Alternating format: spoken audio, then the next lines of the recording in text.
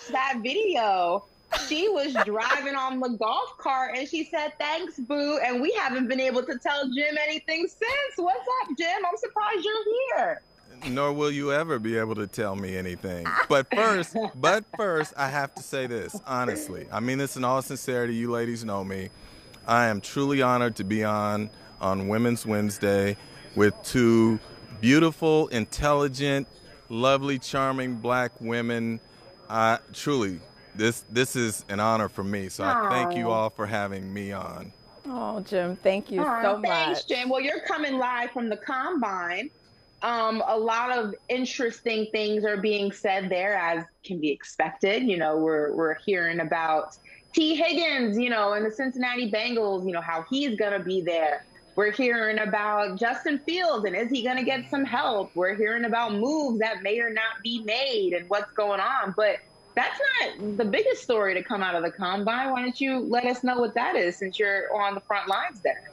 Yeah, what's the talk today is just Jalen Carter, the Georgia defensive tackle, and this whole incident now where it's come out now that he was speeding with another car in which two people were killed who were also part of the Georgia program. And what's interesting is when you talk to people here, personnel people with clubs, and say, how much is this going to have an impact on his draft status? And the opinion is varied because, number one, the first thing we want to say here is they're waiting for more information to come out. And I've heard from some teams who say that based on the preliminary information they have, that it is not going to be as serious as some are trying to portray it in terms of him facing potential jail time for this. So that's what I'm hearing from some. Others are saying we still want to wait and hear. But the reality is this: if it is not significant, in terms of, let's say, if he were to face a league suspension or even if he were to face jail time, what one personnel person said to me is he's not falling out of the first round. And really, I don't see him falling out of the top 10, this personnel person said to me. He's too talented, and if you're at the bottom of that first round, if you are, say, Kansas City or you are Philadelphia, and a talent like such as this, who everyone agrees is special, is there for you, and he might have to miss a period of time, they believe that he will be drafted at that point. So, again, I don't want to get too far out in front of this story, but there's a lot that still needs to be known, but it is the story of the day. I want to ask, I mean, obviously, you know, there's things that have to come out. You know, we don't know the full story. Accidents do happen. Tragic accidents do happen, especially, you know, when you're young, you're still, you know, going through life, figuring life out, and you're bound to make some mistakes. And sometimes those mistakes are more grave than others, unfortunately. I want to ask, though, at his age, though, you know right from wrong, and you know things that you should be doing and you shouldn't be doing. And that's not to say you still won't make mistakes, but it does speak to the judgment of a person. And I wonder if that is a concern. Obviously, the talent is there. But when we talk about players, when we talk about athletes, the word intangible is always thrown around there. You know, we spoke about that with Jalen Hurts years ago when he was in the Combine and going through the draft process, that, yeah, the X's and O's that you need to win games may not be there right away, but he has the intangibles. And that sometimes, most of the time, is priceless. So in this conversation, the intangibles are more on the negative side. So is there any concern about his judgment, whether with you or with anybody that you've spoken to moving forward? Sure, Ashley. There will be some who have concern about that. But the reality of the NFL is, as we always say, talent trumps all. And so this is a tremendously talented player. Others will look at him and say he is young, he made a mistake, but he can grow from that. We know of a number of players who have come into the league who have had or made bad judgment decisions, who have grown from it and been very productive, not only players but people in terms of the community and whatnot. So I haven't heard anyone talking too much about his judgment at this point. Obviously, it was not good in this case, but he is viewed as a young player who is a tremendous talent, and therefore, as we say in the NFL, talent trumps all. And they believe that barring something dramatic coming out, that Jalen Carter is going to be fine as far as it relates to his draft status. So, Jim, I'm just wondering, sort of further to that point, because he's issued a statement, the coach put out a statement. So I think we do have to just wait for the facts to unfold, and it's probably the lawyer in me that's like, let's just wait and intelligence. Let's wait and see what happens. But I've already sort of started to see people, apparently his work ethic was being called into question before, and they're trying to conflate these two and bring them together. What are your thoughts on that in terms of that jump that some people are already starting to make with this story and some things that were being said about him before? Yeah, let me say this, and I'm on record with it. This is the time of year I hate most on the NFL calendar. It is draft season, because I am so sick and tired of teams anonymously tearing down these young men and these prospects, sometimes for selfish needs in terms of wanting a player to fall so that they have a shot at the player. And selectively, Jim, because they don't do it with all players. Let's make that very clear as well. Absolutely. As I've said many times, the league data says the player population in the NFL is 60 to 70% black. So we know who these narratives are going to be built around most often. So from that standpoint, I hate this time of the year, because you're talking about a person's character with some of these things that are being said, and these labels stick for a long time in some cases, and it is just so unfair to the player and to the prospect. And so I always say this: it's fine if you believe it, but put your name on it during this time of year. Be a man about it, or a woman about it, or whoever it is. Put your name on it if you're going to say these damaging things about players, as opposed to hiding behind the veil of anonymity and trying to tear down the character of these young men. For sure. Absolutely. If we can switch gears a little bit, I want to ask you about something that Pete Carroll said during his time at the Combine. I believe he's still there, but it was in regards to Geno Smith. And, the Seahawks have the 5th pick going into the draft, and Pete Carroll flat out said, hey, we may draft a quarterback. Now, there's pros and cons, or rather there's two sides of this argument. Some people say, well, it makes sense. Geno Smith was never designed to be the franchise quarterback, the forever quarterback of the Seattle Seahawks. He's kind of the in-between. They had the Russell Wilson era. They're rebuilding. They're going to need a new guy to go ahead and be in control of that franchise once all the other pieces and needs are filled. Some people will say Geno showed that he can go ahead and lead a team. I mean, he threw for over 4,000 yards. He brought a team that a lot of people counted out, including myself, thought this team was going to be a complete dumpster fire after Russell Wilson left, and it was just going to be in disarray. Geno kept them afloat. Obviously, it didn't end the way he probably would have wanted, but it was still very impressive. What is your make of the situation in Seattle? Is it smart to draft a quarterback, or is it smart to go ahead and maybe get some pieces to see what Geno can do with that? Yeah, I would say to you, it's smart to stick to your board and trust your board. Where teams get into trouble is when they overdraft players for a need. And look, it is a quarterback-driven league, no question. And the Seahawks are thinking that they are not going to draft this high again anytime soon, based on how they have constructed this team and based on the confidence they have in their ability to draft well and build. So from that standpoint, for me, they have 2 firsts and they have 2 seconds. The only reason you take a quarterback up high, in my opinion, is if you truly believe that that person fits everything that you want in terms of the traits and the ability and the character and the leadership and all of that. If not, you don't force it. So if the Seahawks are able to re-sign Geno Smith, as they said they anticipate doing, then the only reason you take a quarterback, in my opinion, is that you believe that this is a franchise guy who at some point in the near future can step in and win ball games for you. Short of that, you don't do it. You don't take a risk that high if you don't have to, in my opinion. Yeah, the Seahawks are interesting. There's so many teams. I'm just going to leave it at that. There's so many teams dealing with quarterback situations. And I got to tell you, I'm sort of over it. I just want to know where people are going to land, Aaron Rodgers, Lamar, whoever. But I mean, let's talk, because I mean, all the talk is Lamar, all the talk is Aaron Rodgers today. And then of course, Derek Carr is out there. But let's start with Lamar, because, well, I already know Ashley's take on Lamar, because she has thoughts. Yeah, I did hear that. Did you? Let's let the audience hear what Ashley said, just in case they missed it. I'm talking to the Ravens right now.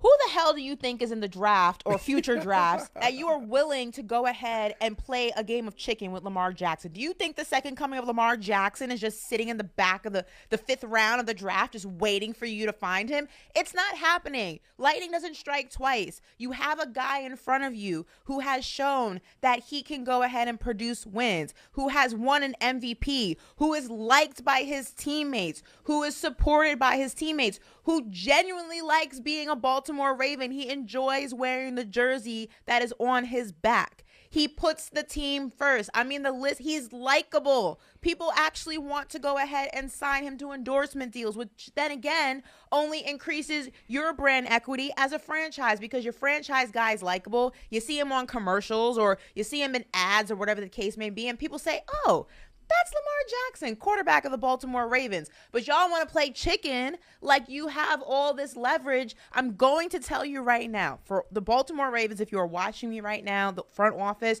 you don't have any leverage. Do not cut off your nose to spite your face. You are going to lose this battle if you do not pay Lamar Jackson. It's as simple as that. You're going to lose. So, Jim, you are there. You're there. You're at the combine. You're around these people. Are you going to go show them Ashley's message? Because what say you on this topic, Jim? Let me say this to you. I don't know that I need to say anything else. I think Ashley said it all, and she's absolutely right on this.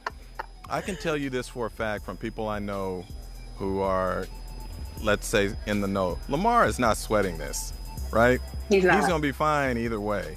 And the thing I love about Lamar, and I have to give full disclosure here, Lamar Jackson is one of my favorite players in the NFL. Why? Not only because of his talent, but because he is one of the most authentic players in the NFL. He has never tried to change for anyone else. He is who he is. And I will tell you a story Ashley mentioned about he's likable. People like him. Going into his second season, which would be his first year as a full-time starter, so he has not even won an MVP yet. I'm at the Hall of Fame game. The Ravens are playing in it.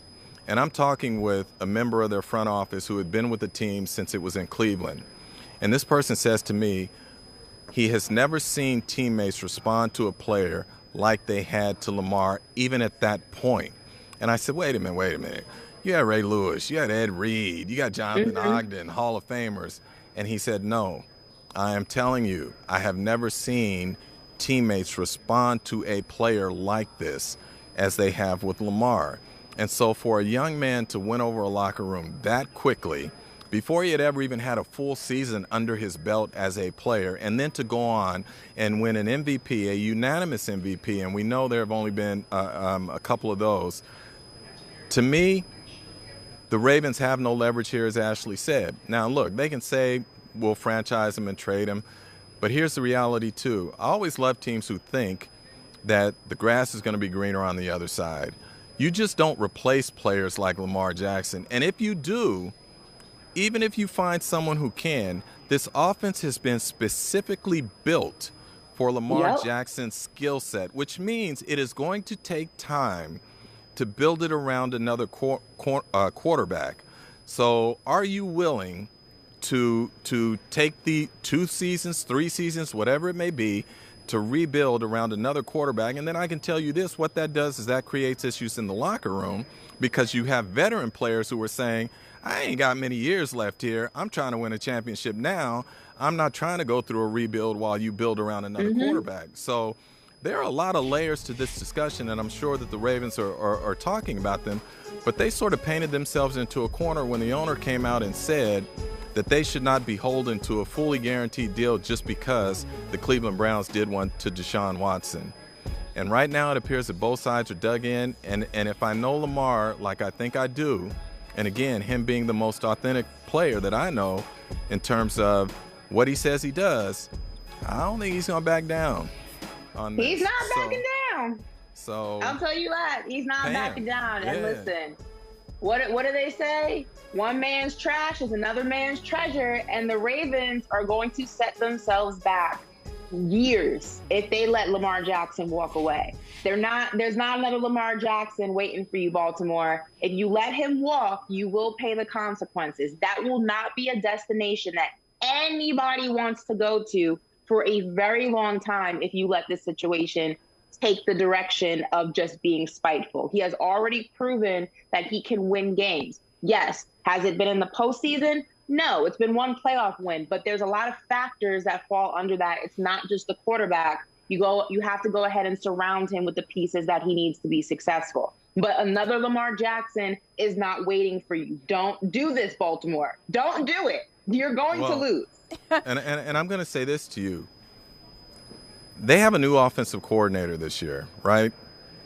And if they don't sign him to a long-term extension, and he decides I am not going to sign the franchise tag right away at least, so you're going to go the entire offseason trying to install a new offense with a quarterback who isn't Lamar Jackson and then expect him to come in week one and hit the ground running, you have basically, I would argue, hindered your chances then of making the playoffs even for next season.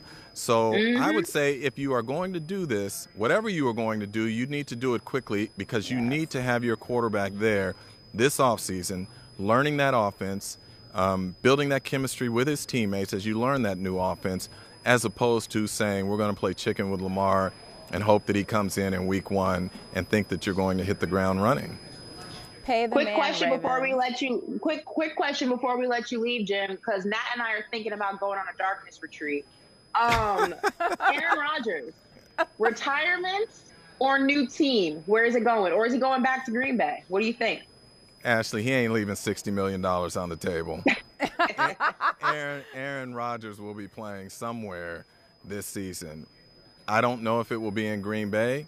I think Green Bay is showing that it is tiring of this, but he is not leaving $60 million on the table no matter what he says. And after his last game, I remember asking him about it, and he said he's made enough money, he's fine financially, all of that. But I will say this to you, $60 million is $60 million. And he ain't leaving that on the table. And before we leave, let me give a shout out because we're talking Women's Wednesday. The NFL had its women's forum out here this week. It's 7th annual one. And what they're trying to do is raise the pipeline or increase the pipeline, the number of women in the pipeline in football operations. It's a great program that they do. So I wanted to give Sam Rappaport and these women a shout out for what they're doing to try and get more women into the game on the football operations side. Okay. Actually, though, before we go, because, Jim, I have to shout out the fact that you are wearing a particular hoodie that I like. And I'm also wearing a particular hoodie, if you haven't noticed today. It says Night Night. So I love it. Aside from shouting out the fact that our guys are one place out of the 4 seed in the West, I just wanted to know, because to me, one of the most interesting sound bites after their post game last night, I don't know if you've heard it. I'm just going to tell you about it real quickly. But it was Draymond Green saying at the conclusion of Black History Month that he does not celebrate Black History Month. Why do we have the shortest month? Black history should be taught throughout the year, actually, and kind of, went in on, Florida and other states that are trying to rid it of its curriculum. And so I love it in terms of, yes, we need to call out what's happening. I still think we need a Black History Month, but, I just wanted your thoughts on what Draymond had to say. Give us January, 31 days. Give us a, you know what I'm saying? Like, give me I got to get the month with the leap year. That's ghetto. Yeah, no, I didn't hear it, but in terms of what he said about what's happening in Florida and other parts of the country, he's absolutely spot on. He's also spot on about us having the shortest month. Look, I say this, celebrate us whenever we can. Yeah. And I celebrate us every day of the year. That's 365 days, so I don't need a month. If people want to do that for performative gestures, that's fine, but I celebrate our Black history every day of every year. And we do that every day on this show. So, Jim, thank you. Thank you so much. We appreciate you. Bye, boo. I am honored. Keep faith in the Warriors, Jim. Love you, ladies. Tell Rihanna I said hi. Bye, boo. I will. You know I will. Thank you, ladies.